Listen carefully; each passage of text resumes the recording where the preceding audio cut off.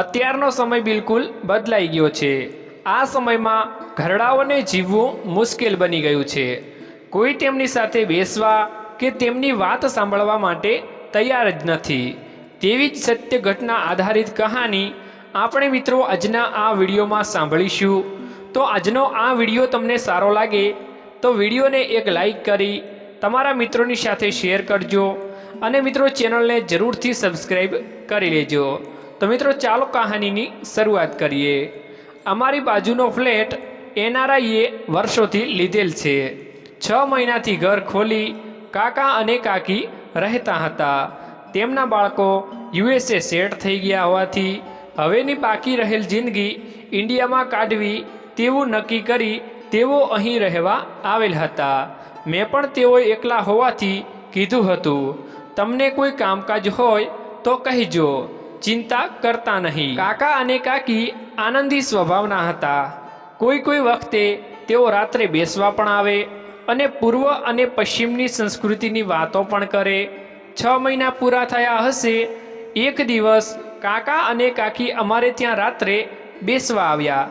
6 મહિના પહેલાંની વાતો અને આજની તેમની વાતોમાં તફાવત દેખાતો હતો। બેટા, હવે અમે ગમે ત્યારે પાછા યુએસએ દીકરા પાસે જવાની તૈયારીઓ કરીએ છીએ।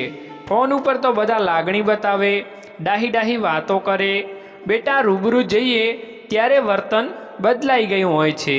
બધા પોતપોતાની જિંદગીમાં મશગુલ છે। બેટા, નકામા લાગણીશીલ થઈને દુઃખી થવા અહીં આવ્યા એવું લાગી રહ્યું છે।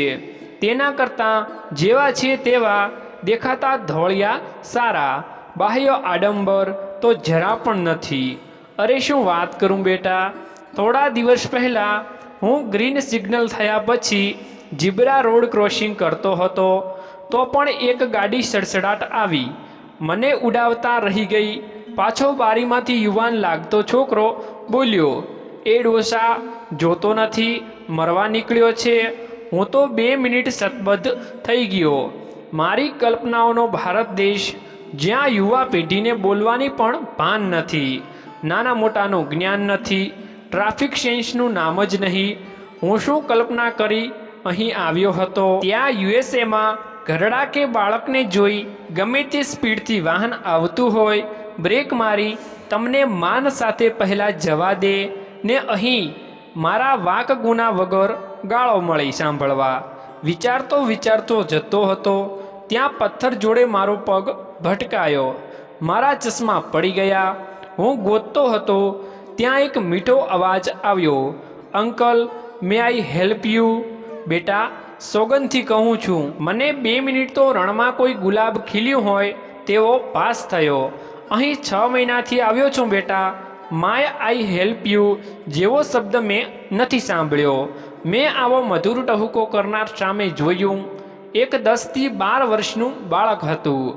અંકલ, આ તમારા ચશ્મા? મેં માથે હાથ ફેરવી થેન્ક યુ કીધું। બેટા, ક્યાં રહે છે? અહીં હું મારા દાદાને ત્યાં ક્રિસમસના વેકેશનમાં આવ્યો છું, એટલે ઇન્ડિયામાં નથી રહેતો। ના અંકલ, અમે વાતો કરતાં ત્યાં તેના મમ્મી પપ્પા આવ્યા, હાથ જોડીને બોલ્યા, નમસ્તે અંકલ। એકબીજાએ વાતો કરી, છેલ્લે મને ઘર સુધી પણ મૂકી ગયા। બેટા, હું વિચારતો હતો, ના હકના પશ્ચિમી સંસ્કૃતિને આપણે વિખોડીએ છીએ।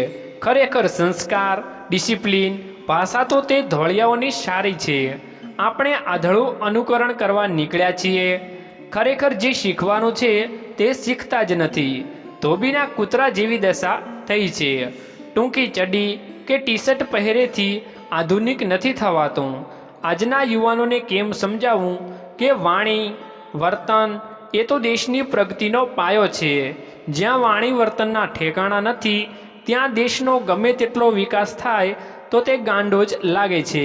બેટા, હજુ એ શબ્દો મને યાદ આવે છે તો પણ હસવું પણ આવે છે અને દુઃખ પણ થાય છે। એ ડોહા મરવા નીકળ્યો છે, જોતો નથી કે શું?